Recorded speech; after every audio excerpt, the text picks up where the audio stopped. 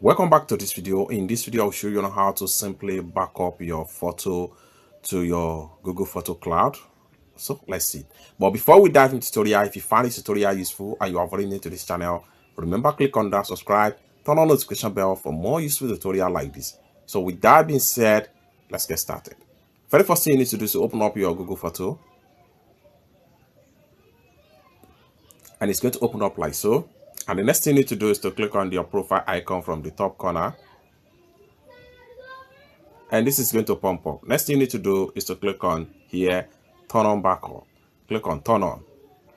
That's going to take you right here.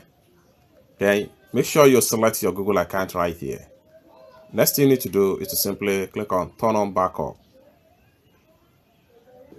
And it's as simple as that. So you can see some of the icons indicate backup right here. Right here.